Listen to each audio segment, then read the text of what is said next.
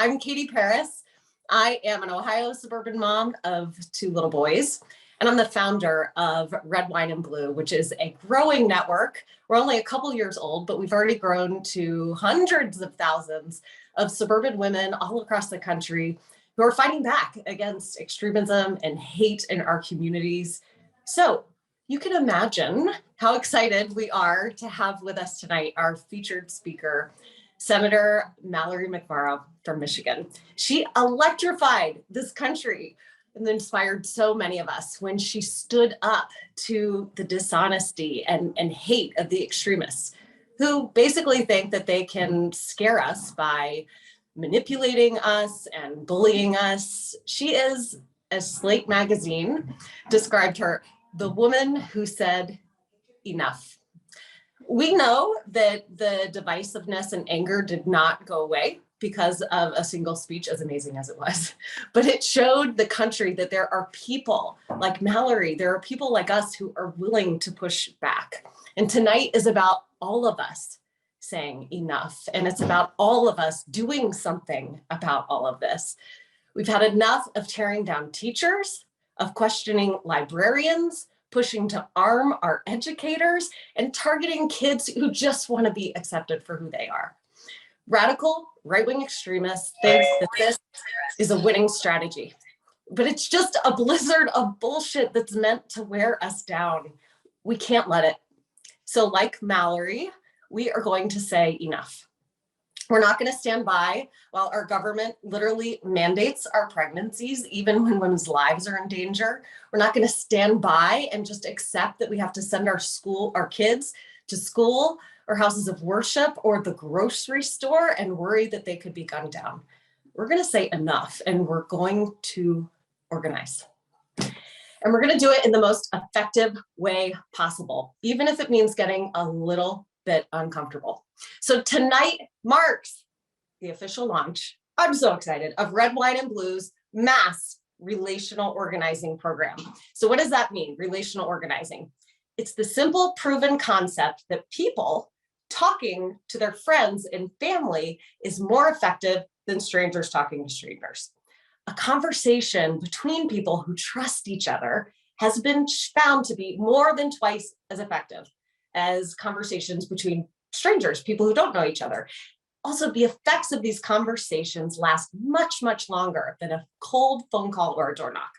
So this is a national campaign with a focus on 4 battleground states, which are Michigan, Ohio, North Carolina, and Pennsylvania, all 4 critical states of the midterms. But if you aren't from one of those states, we still need you, especially if you know folks in those states. There is a job here for everyone. We are going to provide all the support you need to have these conversations, and we're going to be tracking our progress together. So sign up. We are calling this the Great Troublemaker Turnout, and you can be a part of it. They're dropping the link in the chat right now.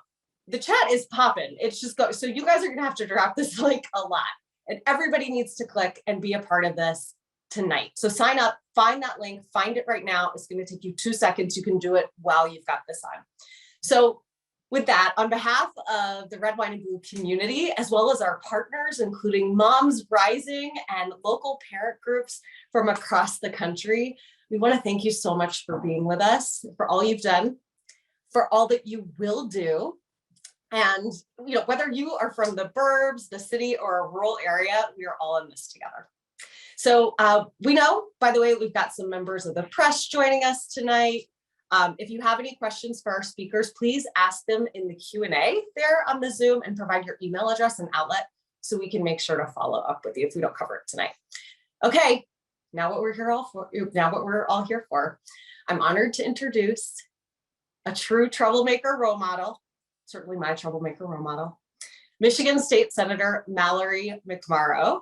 Mallory is a dedicated and fearless champion and leader for speaking out against extremism and hate as both a senator and as a mom. So Mallory, thank you so much for being with us here tonight as our expert troublemaker. I agree with you. I'm just watching the chat like go wild. Hello, everybody in Michigan and Indiana and California and Ohio and New Mexico. And I'm trying to keep up with all those states, but I'm pretty sure we've got Salem, North Carolina. I'm seeing them come in. Hi.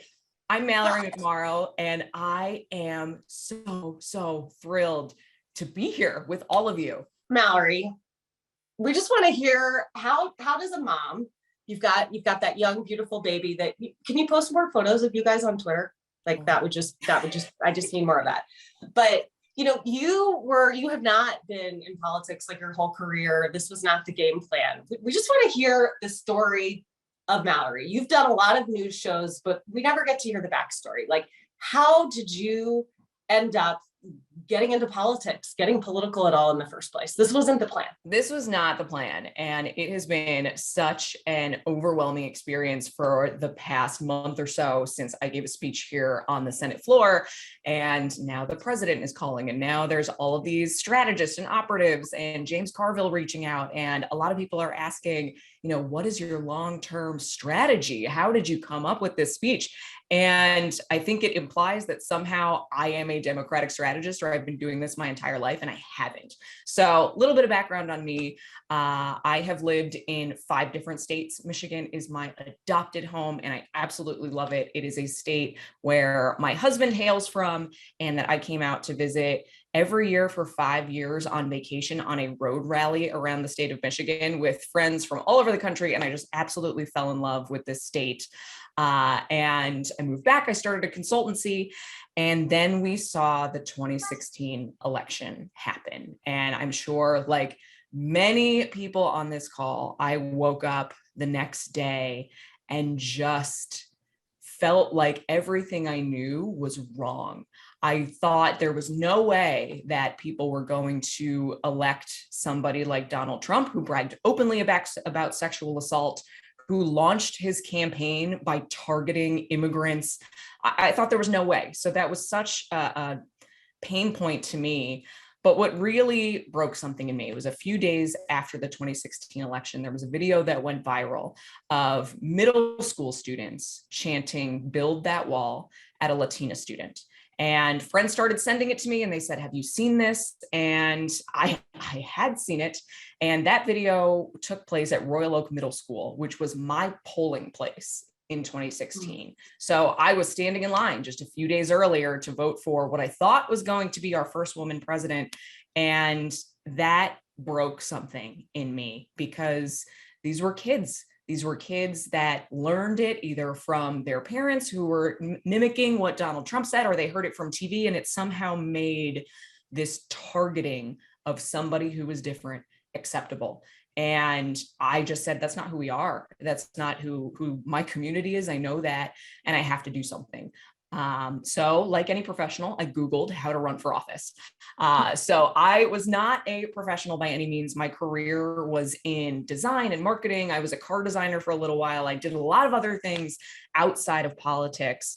And I remember signing up for the Women's March here in Detroit. And I'm not a lifelong protester. So I started contacting some of my friends and saying, what should I prepare for?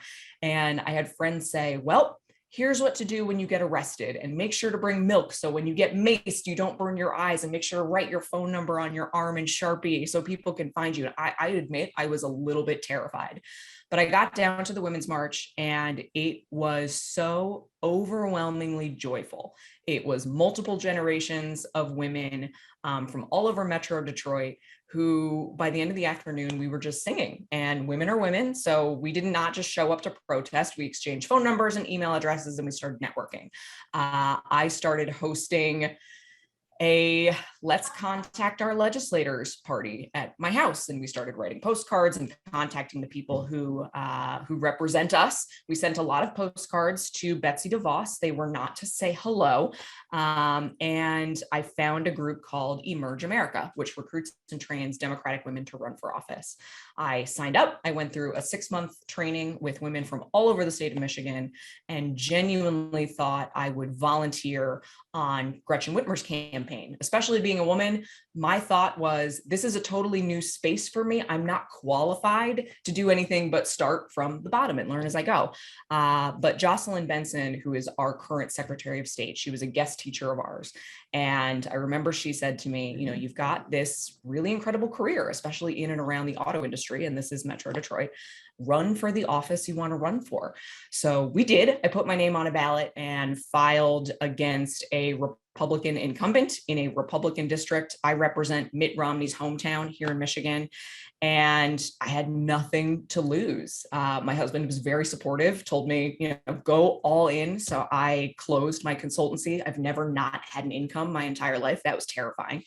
And we just went for it. And over the course of a year and a half, we built up a campaign of more than 500 volunteers of all ages, retired teachers, kids, grandkids. People came to our office every week to handwrite postcards and draw pictures to send to voters. And my mentality changed through the campaign, because originally it was, we have this goal in mind, but then I fell in love with the process itself. I fell in love with going door to door and talking to people who I never would have talked to if I hadn't taken on this campaign. We were building connections and doing something real and having conversations. And I just thought, if this doesn't work out, I'm glad we did it, and I'm going to keep going. And I think that's the attitude that actually kept us going when it was really about the process and less about the finish line. And we won on election night. We got 51.9% of the vote. We beat an incumbent. I'm the only first-time candidate who beat a Republican incumbent that cycle. We knew we were on the right track when 2 weeks before, every single member of the DeVos family maxed out to my opponent. But we had volunteers. They had more money. We had more resources. So I've now been in this job for 4 years. I became a mom almost a year and a half ago, and it has just reinvigorated my drive for this. So when I got attacked by a colleague, by a mother calling another mother, somebody who grooms and sexualizes kindergartners, I'm sure everybody on this call knows what that feeling is. You're like ready to fight back. And I wanted to take back my own identity. I wanted to take back the identity of being a mom, because what we're seeing happen around the country right now is moms, particularly suburban white moms, are being used and shaped into this really dark direction. So we have to acknowledge moms are tired. I'm tired. I'm sure you're tired. I had a baby during COVID.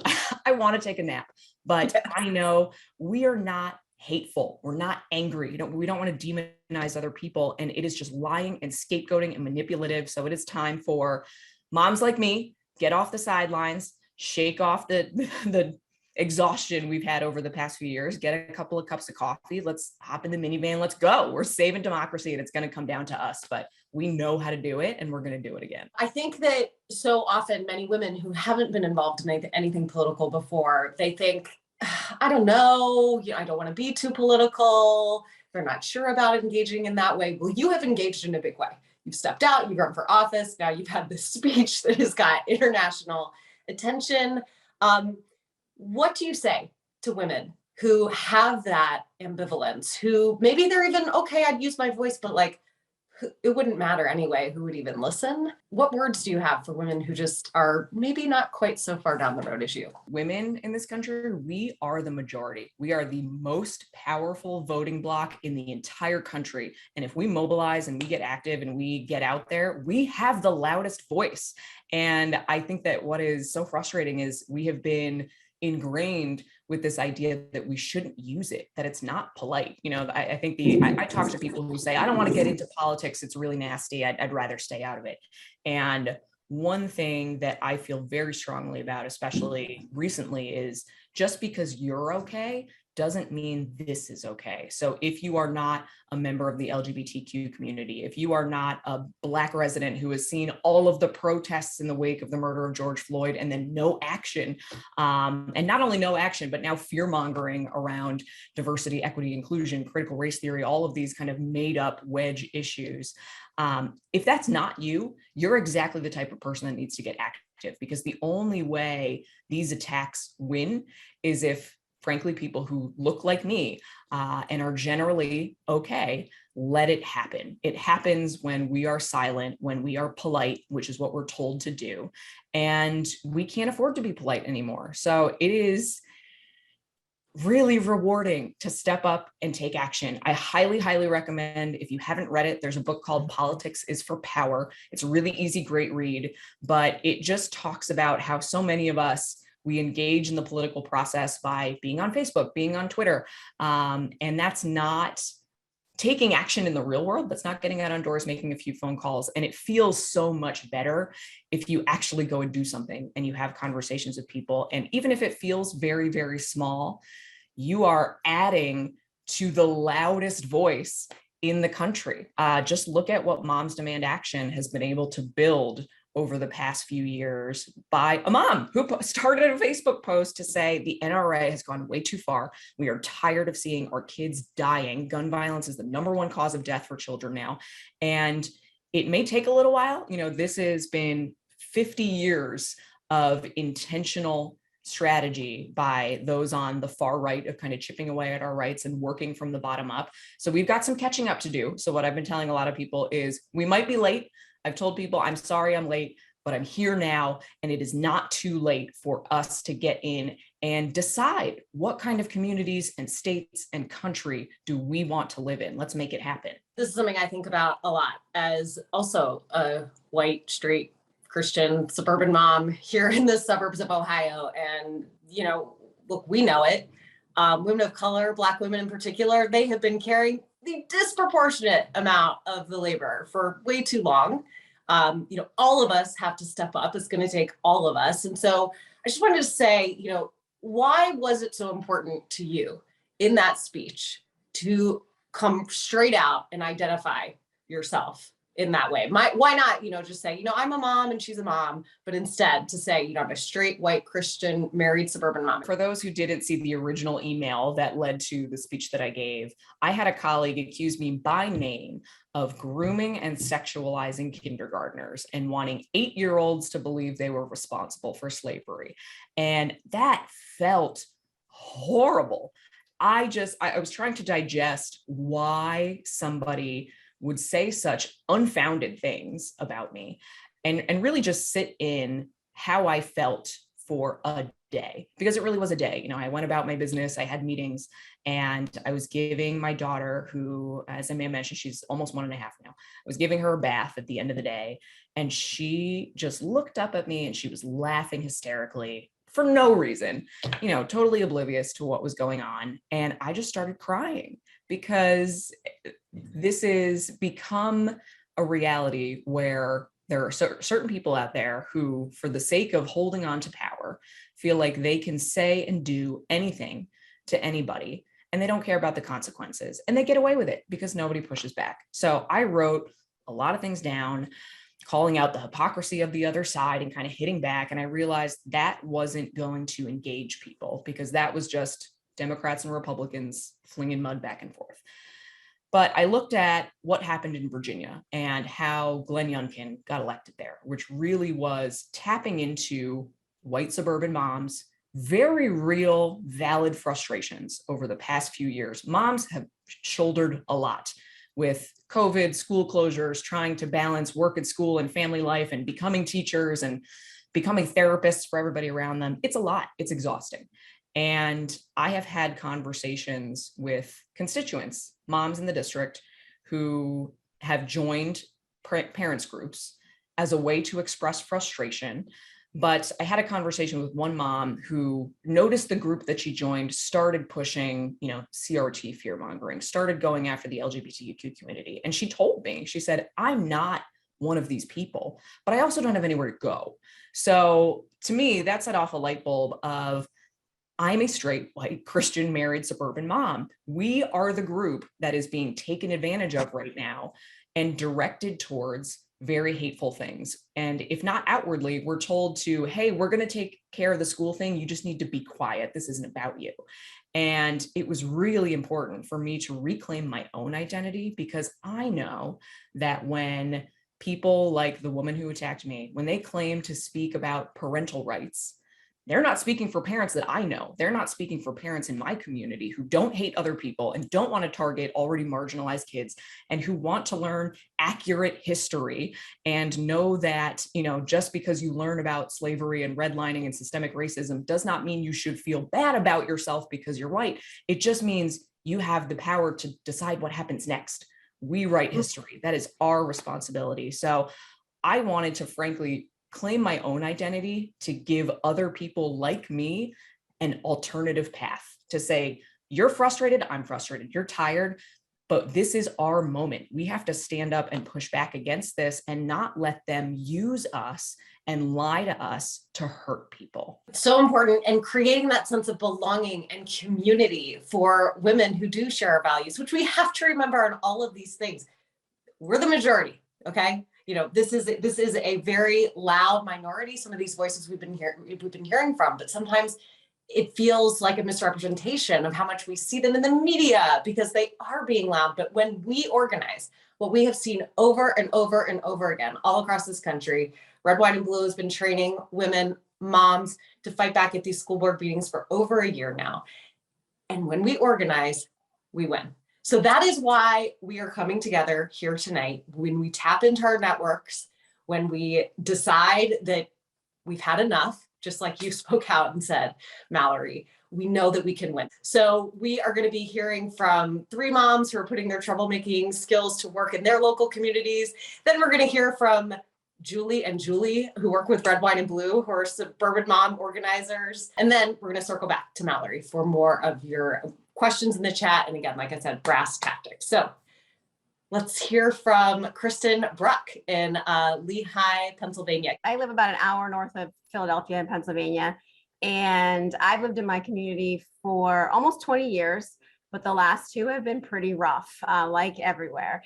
And I have a 13-year-old and a 17-year-old, and I'm a high school English teacher. So I spend all day, every day with teenagers. And I was hearing some of the things that parents were saying at school board meetings about CRT and bathrooms and posters that teachers were putting up in the classroom that said love is love.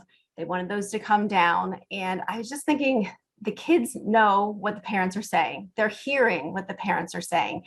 And so I reached out to the high school principal, who sent me to the superintendent, who told me that, yeah, parents had complained about posters, and he was going to make a new policy that was going to police what teachers could put up in their classrooms, and that love is love poster was going to come down.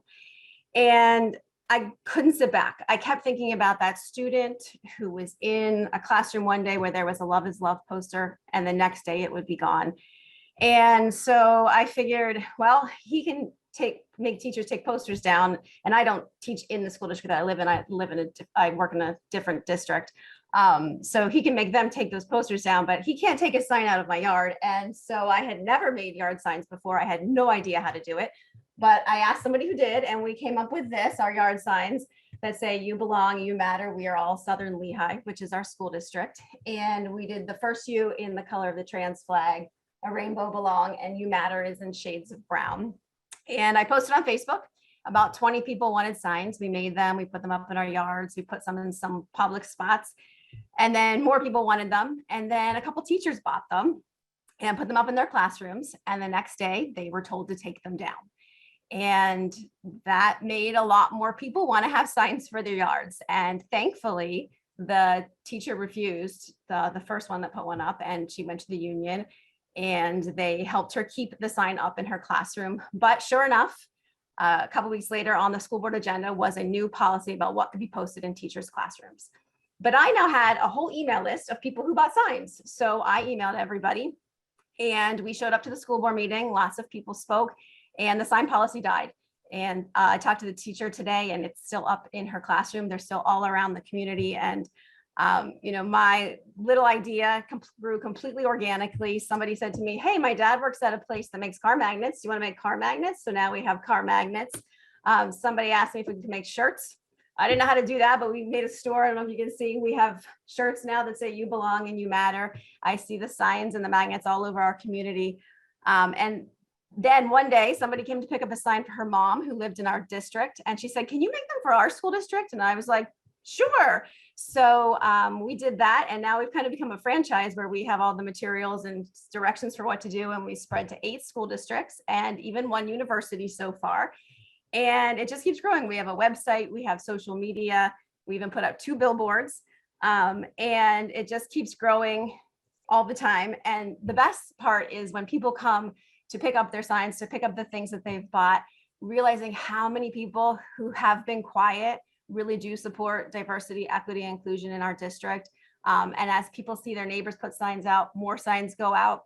I've had alumni of our school district say to me, I wish this had been there when I went to school there. And I'm so glad that it's there now for the kids that are there now. I can't tell you how many people are saying, what is your website? What is your website? Where do I go? We want these in our community too. Can you just share that real quick? Yep, it's youbelongcampaign.com, and I'll put it in the chat too. We are happy anyone that wants to do a campaign in your district. We just, we're youbelongcampaign@gmail.com. We will send you information and you can get started. Kristen, you're incredible. Kristen is in Pennsylvania, and that's one of our 4 target states for red, white, and blue. When you're signing up to be a part of the Great Troublemaker Turnout, you will be standing arm in arm with Kristen, whether you are in Pennsylvania or in other states. Her community has been changing, those suburbs of Philadelphia and otherwise in her state, and it's going to take all of us. We've got to step up. Suburban women have to step up. And you all, oh my God, we have like 2,000 people on this Zoom call right now. That is a lot of people. We could make a huge difference together. So everybody needs to be signing up for everything here. Okay, so next up we have Renee Seckel, who is from Cary, North Carolina. Renee, can you come on and share with us? So hi, I'm Renee from Cary, North Carolina. I'm a mom of 3, and I never set out to be an activist or an advocate. I didn't even think about it. But in 2017, a friend of mine had a meeting that she couldn't go to with our school board member, and she asked me to sub in for her. And when I was there, he talked about a law that had been recently passed in North Carolina that was basically going to cost us all of our art, music, and PE teachers in our schools. And he said, well, there's a fixed law. It's been passed in the North Carolina House, but it hasn't been passed in the Senate. And I very, very naively was like, oh, well, all they need to know is that we want it passed and it's done. So I took it to my PTA and they said, oh yeah, we'll have a meeting. We had a meeting. Somebody told me you should start a Facebook group, which I did. And I called it Save Our Schools because I was being very grandiose. And from there, we just started sending notes to our legislators. And again, I thought we would send maybe 100 emails and we'd be done and it would be finished. And a funny thing started to happen. They either were getting ignored, our messages, or we were hearing back from our legislators that, no, actually, the problem isn't the law, it's that our school districts, all 115 of them, are misusing funds and lying about it. So we pretty clearly figured out that there was something weird going on here, and we just started spitballing. We called it throwing spaghetti at the wall. And people would come up with ideas and we would do whatever we could. So we did chalking campaigns on the sidewalks near our parks, support HB 13. We kept writing to the legislators. We did tweet storms. We did postcard parties where kids could actually decorate the backs of the postcards because you just need an index card if you're doing a postcard party. And the parents would write on the other side. And then eventually, another group in the state, Public Schools First, was doing an advocacy day and they kind of walked us through. And I don't know about you guys, I did not realize you could go to the legislature and just talk to people. It was just not something I knew was a possibility. But we were taken in and then we were shown around and we just dropped in and talked to people and asked them to support us. But basically we had a Facebook group and the Facebook group started growing and growing and growing. And I felt like every time I looked at it, there were more people until suddenly we had 8,000 people statewide. And so we would do calls to action every day. We would talk about, such and such senator drafted his own fixed bill and it's not perfect, but yay for him for doing it. Everybody go send him a thank you note, stuff like that, encouraging people. And it was nonpartisan. It didn't really matter who was doing it. We just wanted it fixed. So we just kept going. It took us 1.5 years of work, rallies, everything, but we did win. We got the fix that we wanted. But of course, in that time, we realized that in North Carolina, public education was under attack and that we needed to keep going to make sure that all of our schools are adequately and equitably funded so that every child in North Carolina can get the sound basic education that our Constitution requires. So we have kept going and we've learned a lot in the last couple of years, especially how much you can do over Facebook, how digital organizing really works, and that you just have to be willing to kind of dare to do it. I eventually went from not knowing you could go to the legislature to being known as the elevator girl, because I would chase down legislators and ask, oh, can I just ride in the elevator with you? If they were trying to get away from me. And I would give them my literal elevator pitch as to why they needed to do what we wanted them to do. And we've just kept going. And now, just last week, I began as the Deputy Program Director for North Carolina for Red, Wine, and Blue. and I'm super excited to be joining. Over the next couple of weeks and months, we're going to be hiring a bunch of organizers to be talking to people, going out into your communities and just making those one-on-one connections to get people out to vote. And we're looking for professionals. We're not looking for professionals. We're not looking for somebody who won't mess up on a Zoom call with 1,000, 2,000 people. We're just looking for people who are willing to go out and talk to folks and make a difference. Renee is a rock star. So many of you all on the Zoom call right now are rock stars. And so we are really excited to have, if there's some of you out there who are interested in being organizers with Red, Wine, and Blue, hit us up. And if you want to volunteer as well, we have so many jobs. Women can conquer anything together. We see it again and again, and we have our work cut out for us. Okay, next up, I get to introduce the Julies. That's right. Julie Collins and Julie Womack, who have trained thousands of women in troublemaker training about how to fight back at these school board meetings and in their communities. They are going to walk you through some of the top tips that have led women to make a huge difference where they are. Hi, everybody. I am Julie Womack. I am the Chief Organizing Officer for Red, Wine, and Blue. I'm Julie Collins, and I'm the National Organizer for Red, Wine, and Blue. First of all, I want to give a round of applause for both Kristen and Renee. You guys, they were so inspiring. These are two moms who didn't like what was happening in their community, and they decided to make a difference. They formed a grassroots group, and look what they have done. And I just want to give a shout out that anybody who is on this Zoom tonight, you can do the absolute exact same thing. Julie and I have trained about over 1,000 women to organize in their local communities against extremism each week at our troublemaker trainings. And we would really love to have all of you join us on a Thursday evening for one of these trainings. But tonight we're going to give you a little short version of what you'll see on a Thursday night. The first thing we want to talk about is number one, just to recognize that you can absolutely do this. You can start a grassroots groups, you can join one. What you just need to recognize is that you are absolutely qualified. Too many people, especially women, tend to think, I'm not a policy expert. I don't know enough about this to do that. That is not true. If you care and you want to make a difference, you are absolutely qualified to do this. And we guarantee if you start something, you will not be doing it alone for very long. Yeah, just get started is what you need to do. So when you're ready to start organizing your community, whether you have 2 friends or it's 10 or 20, it doesn't really matter. All of these grassroots groups that we have talked with have grown organically and quickly.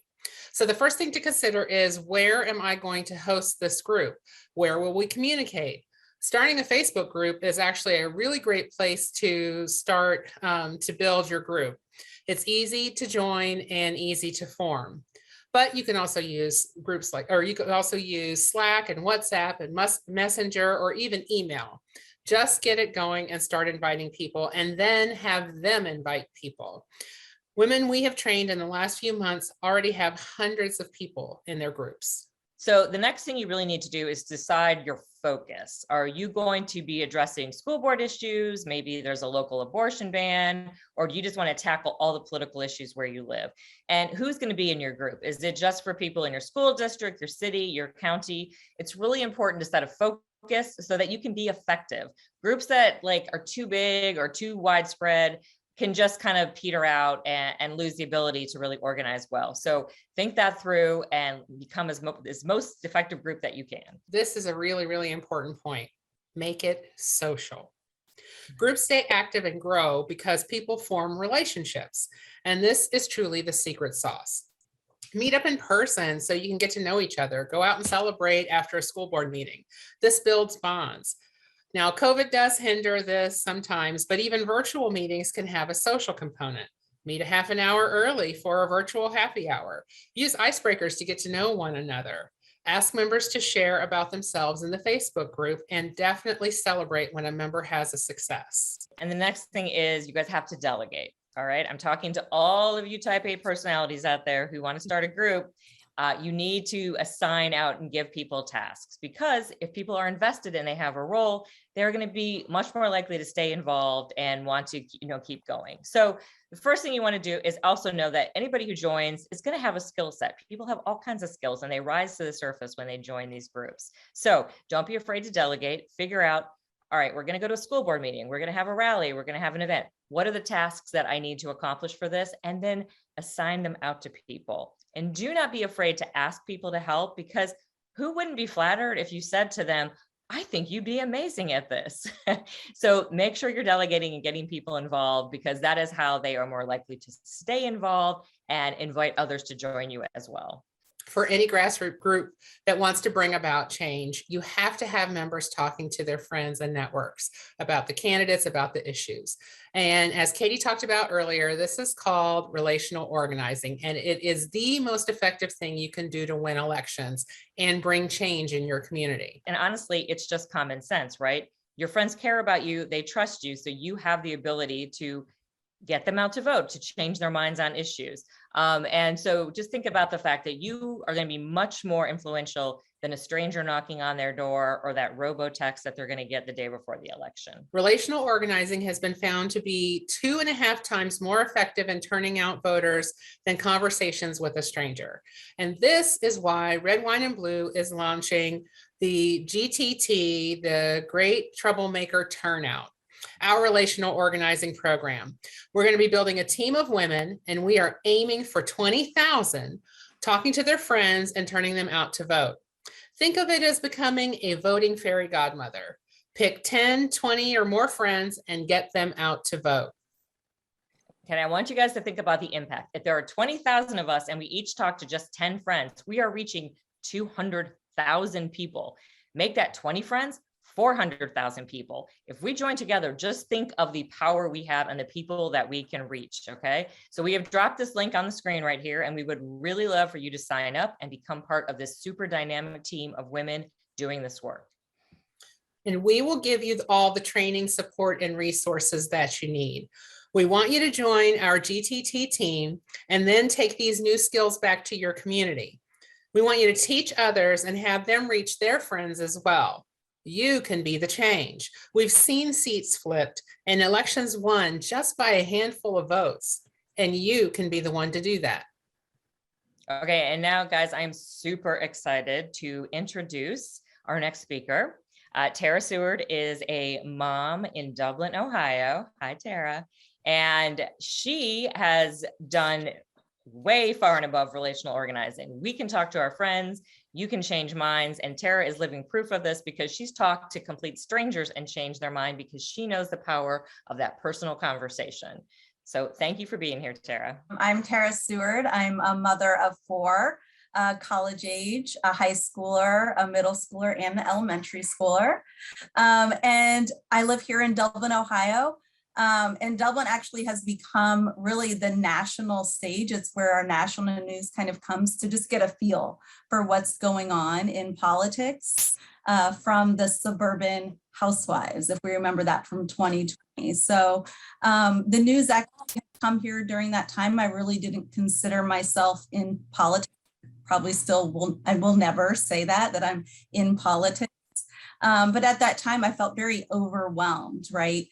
This feeling of what can I do? So I really kind of just stayed in my bubble, but I was quickly thrust out of that onto the national stage and started talking about what Trump was saying about the suburban housewives. And I really had a lot to say about that. So outside of that, I connected with someone who was on the panel, just the one person on the panel who was a Trump supporter, who said that she had voted for Trump and stated that the reason she did that was just because she didn't want to think about what was going on and that her only focus was the pandemic. So when I heard her speaking, it sounded kind of like the bubble that I was also living in, just feeling overwhelmed. And I reached out to her after and I just said, hey, do you want to grab a coffee and maybe talk? And she was just so excited. And it was really unexpected and became friends. And so we still go and have lunch. And she said, outside of that conversation that it made an impact, just sharing my personal experience and talking to her about our kids and kind of what I've gone through in Dublin. And she said, she'd really think about that as she went to vote. And that was just a win for me. I really didn't have an outcome in mind, but just having those conversations. So fast forward, now I'm involved in the school board and with book bans and DE&I and SEL, which I didn't think would be anything that anyone would fight against, but now here we are, right? And we're really working towards making sure that everyone understands that importance. And there is a conservative blogger who frequents these school board meetings, and I hear her talking and slamming down books. And I just thought, I'm curious as to what she thinks when she's doing this, and it's very hurtful. So we went and we had some coffee with her. She brought her little preschool daughter, and we had a good conversation. And I explained how it was hurtful to me and my family, the way she was speaking. And she was actually very open, and she apologized. And she said she just never thought of things that way. That for me, when I use the term Black, it's not just my race, it's my culture. And she was really just very open to that. She didn't know that that's how someone could feel. So she said that she would watch her words. So really getting to a place of curiosity is where I try to be, and having these conversations. So not saying you need to go out and talk to strangers, but it really just helps to have conversations. And within your circle of friends, if you can just get to a place of talking, of speaking, remaining curious, you never know what could happen just to open that door and get those connections going. I think Tara may be the ultimate voting fairy godmother. It's like, have her talk to anyone and you never know what's going to happen. But look, we are not, if Tara can talk to some Trump supporters, we can talk to our friends. Okay. Like, we can do this. So I want to bring Mallory back up here, because we have had 10 million questions for you come through. One of them is a little bit logistics. I want to answer up front. People, you all are saying, I want to start a group in, this place, this place, this place. I want to join a group. Where do I go? Does Red, White, and Blue have a group here? Does Red, White, and Blue have a group here? We know women doing this everywhere. We're working on mapping it all out. But come, we have in our national Facebook group, there's way over 200,000 women in there. There's, the chat like it is right now, it's like that all day long, every day. Okay. There's hundreds of thousands of people engaging. Come to SWEEP, SWEEP, SWEEP, that's Suburban Women Engaged, Empowered, and Pissed, by Red, White, and Blue on Facebook. SWEEP by Red, White, and Blue. If you're not in there already, so many of you are, but just ask for other women, or DM us on Facebook, or email us and ask we will connect you up. We are your matchmaker, okay, for this troublemaking, making good trouble in your community. Okay, so here's a question we're getting a lot of themes on, Mallory, is basically, how do I stand up to the hate and the extremism without further contributing to the polarization? It's a great question. It is really hard. So to put me into perspective, I flipped a district when I ran for the first time. So I talked to a lot of people who, when I ran for office for the first time, it was 2018. And I would ask people on their doors, people who maybe have never met a Democrat, let alone voted for a Democrat before, lifelong Republican. I represent a lot of Republicans right now who are wonderful people who are being lied and manipulated to as well. And I would hear on the doors that I would ask, what's your number one concern? And I had people say the caravan at the border. And part of me, if you know where Michigan is, we border Canada. So if you're bombarded with this messaging all the time, and it's fill in the blank of whatever thing it is right now, it's the caravan at the border, and it's fentanyl, and it's, diseases during COVID. It was that people coming over the border had diseases, and now it's trans kids playing sports. Apparently the new theme this week is drag shows. I've been bombarded on Twitter today about legislators all around the country, Republican legislators wanting to ban parents from taking their kids to drag shows, which is just not the response to parents saying, are you going to pass sensible gun reform legislation? And the response is no, but we're going to ban you from taking your kid to story time. Like, it is just insane to me.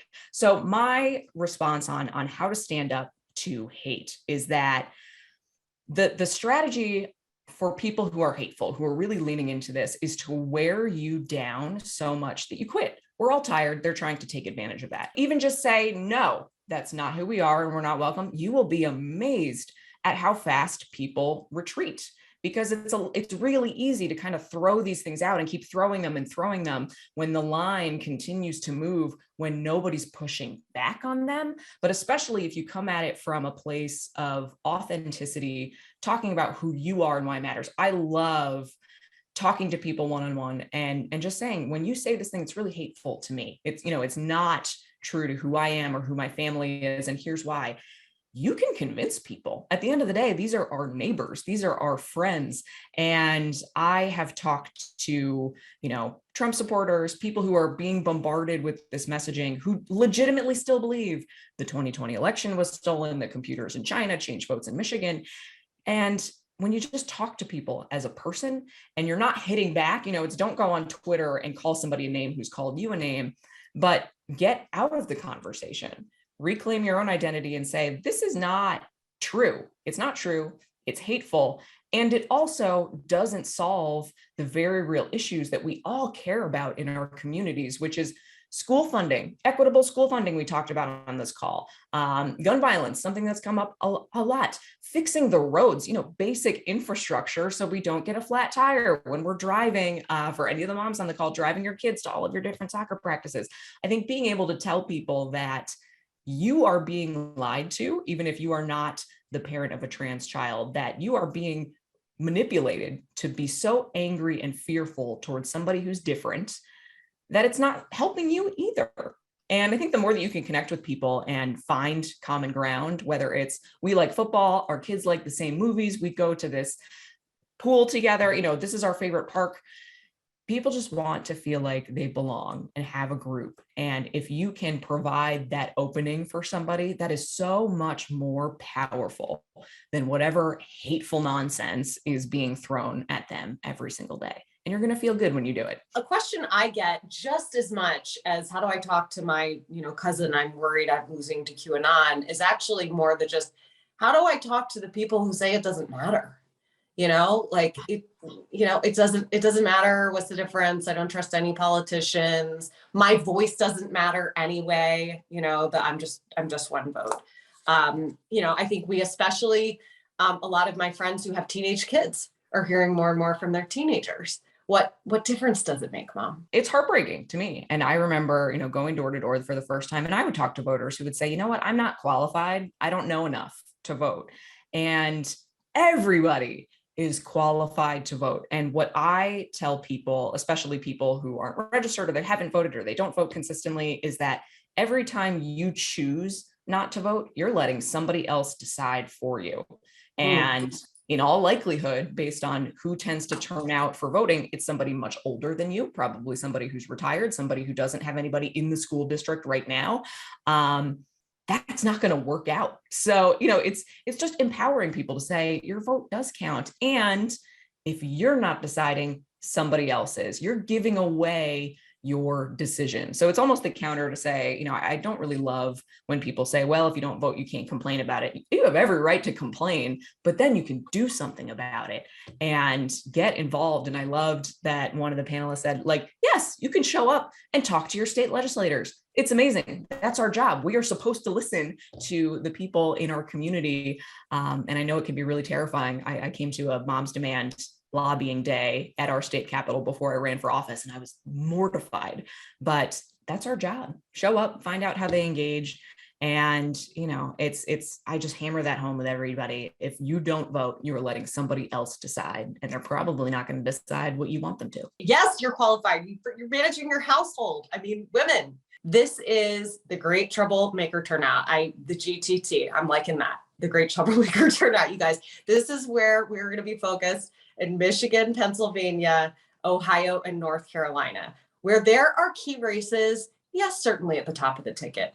But in Michigan, in North Carolina, there are local school board races all across these states as well. State legislative races in all 4 of these states. In Ohio, there's the state school board elections. These are all critical. In Michigan, we have petitions being gathered to have a constitutional amendment on the ballot this year to codify Roe, since when Roe is overturned in states like Michigan, they have trigger laws that are immediately going to criminalize abortion on the books. All of these things are happening in these states and other places. And if you're not in these states, you can help too, because you know people in these states, or you just want to help out because we need all the hands. So please sign up right now for the Great Troublemaker Turnout. The web address is right there on the screen. It's being shared in chat over and over, I hope. So just click on that and get involved. So Mallory, as a state legislator, our focus at Red, White, and Blue is very much these races that are more at the local level. What I love about them is that, sometimes if you're talking about like a US Senate race first, it just immediately goes to that Republican versus Democrat conversation. Yeah. Whereas if you're talking about school board or state legislature, these are kind of your municipal elections, things that are impacting, our schools and connecting on that level. But what is your perspective, like make the case for the need for that focus? And do you think we've always focused enough on those? An example that infuriates me that I use all the time. So last cycle, in the last major election cycle, Democratic donors in total donated $96 million to Amy McGrath to help defeat Mitch McConnell. And that was the idea that if we get rid of Mitch McConnell, then everything is going to be okay. In comparison, the entire annual budget for that entire cycle for the DLCC, which is the organization that helps state legislature races all around the country, for every single state in total was $50 million.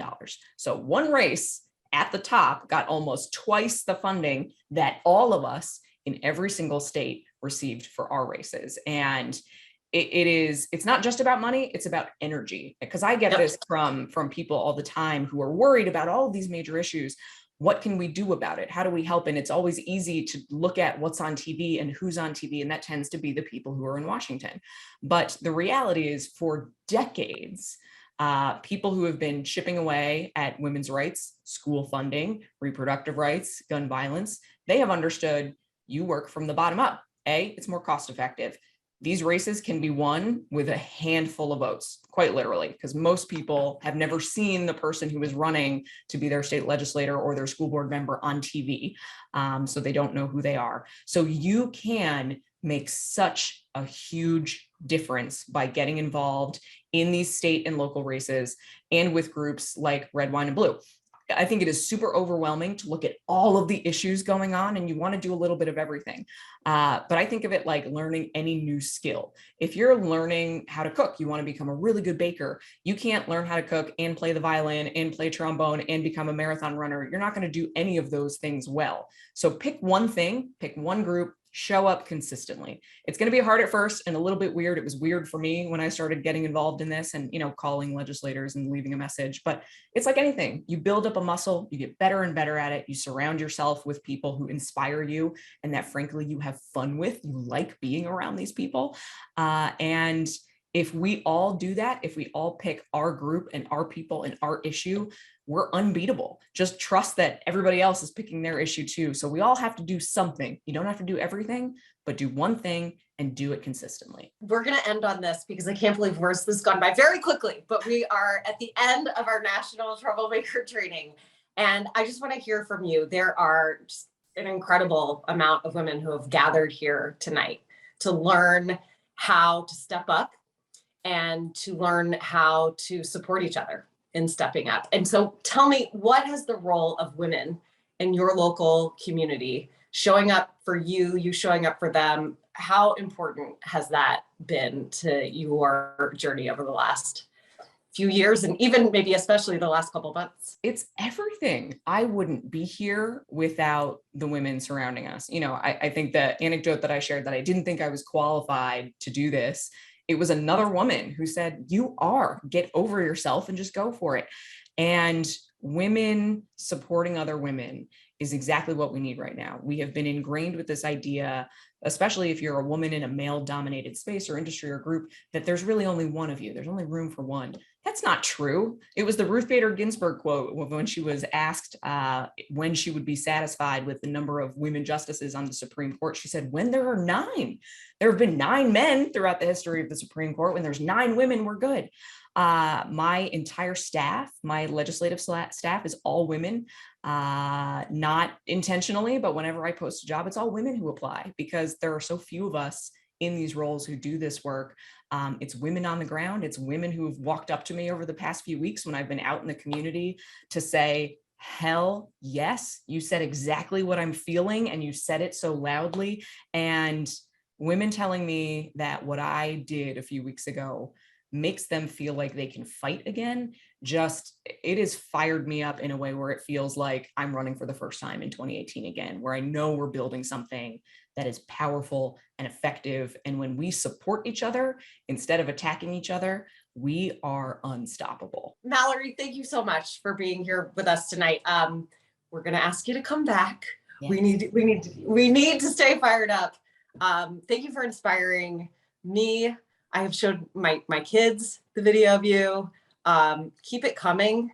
We're so grateful for your leadership up there in Michigan. I know the women of Michigan couldn't be prouder of you, but we're all embracing you and taking credit for you now too. So well, thank you. And the thousands of people who showed up tonight. I mean, all of us, you all inspire me. So thank you. And I am glad to be back anytime. Wonderful. Everybody sign up. This is where it begins. This is not the end. This is just where it begins. Say hell yes and sign up now, and we'll see you again soon.